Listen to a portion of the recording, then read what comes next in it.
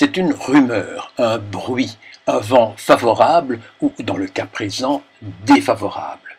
Le cabaret chantant de la Samaritaine, situé rue de la Samaritaine à Bruxelles, pourrait disparaître. Il va en tout cas fermer ses portes pour un certain temps, pour mieux rebondir ou, définitivement, l'enquête. Christian Labo, mais qu'est-ce qu'il se passe ici, à la Samaritaine? Eh bien, il se passe que c'est la fin d'un règne, la fin du règne d'Huguet van Dijk qui a investi ce lieu en 1985, qui avait ouvert un restaurant tout d'abord, et puis c'est devenu petit à petit un café-théâtre. Huguet n'était pas du tout dans le métier, et puis elle a réalisé quelque chose de grandiose. C'est vraiment sa maison, où il y a du jazz, du théâtre, des one-woman shows, des one-man shows. Ça fait combien d'années déjà? Alors ça fait 32 ans qu'elle est là, et c'est ouvert du mardi au samedi inclus pendant 11 mois. Donc c'est vraiment le café-théâtre de référence de Bruxelles. Alors il y a eu changement de propriétaire, et le propriétaire devait faire des travaux pendant 2-3 mois, 3-4 mois disons. Donc ici la saison dans cette cave se termine le 15 juillet.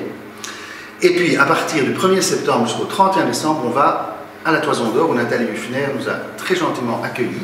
Le 31 décembre, c'est vraiment la fin de la Samaritaine, règne Huguet van Dijk. Alors, ce que ça va devenir après, tout ça est dans le vague. Ça peut disparaître comme ça peut renaître. Mais est-ce que les gens qui venaient ici vont aller à la Toison d'Or? Ah, s'ils vont venir à la Toison d'Or, je pense. Enfin, les fidèles, oui, je crois. Et puis, de toute façon, il y aura une promotion faite par la Samaritaine et la Toison d'Or. Donc, je pense qu'une partie de notre public va aller à la Toison d'Or et une partie du public de la Toison d'Or va découvrir... Alors, tous les démêlés qu'elle avait eu avec l'ancien propriétaire, puisqu'il y a un nouveau maintenant, elle est allée en justice, ça a été reporté. Oui, il y a eu des problèmes de voisinage, d'infiltration d'eau, etc. Mais tout ça a été gagné avec avocat et... Exactement. C'est elle qui décide de partir, c'est pas le proprio qui la met dehors. Puisqu'il dit les travaux vont durer plus longtemps, du coup, Huguet a dit bon ben, pour moi c'est trop long, et je sens que c'est le moment de partir, puisque de toute façon, même si je reviens un an après, on va arriver en fin de bail. Donc, elle dit, moi j'ai 78 ans, elle a 78 ans, il faut imaginer, hein, elle est extraordinaire cette femme. Donc elle est là depuis 32 ans, et je crois que dans la vie, on sent qu'à un moment donné, on veut arrêter. Mais Huguet est une icône, hein? Oui.